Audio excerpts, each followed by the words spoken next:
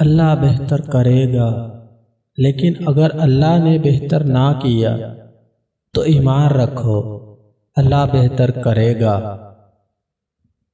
جب 5 وقت کی نماز بھی رب سے گفتگو کرنے کے لیے کم پڑ جائے تو سمجھ جاؤ کہ آپ کو اللہ سے محبت ہو گئی ہے اور اس نے آپ کو اپنے قریب کر لیا ہے۔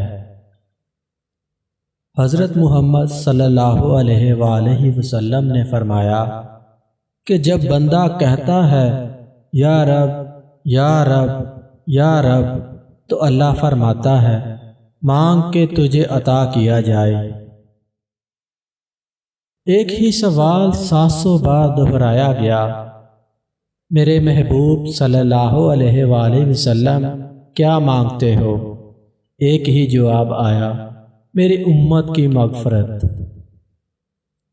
اس کائنات میں صرف اللہ کی رحمت کی دکان ایسی ہے جہاں خریداری کے لیے اگر جیب میں کوئی نیکی نہ ہو تو آپ ہاتھوں پر کچھ آنسو رکھ کر جو چاہیں لے سکتے ہیں۔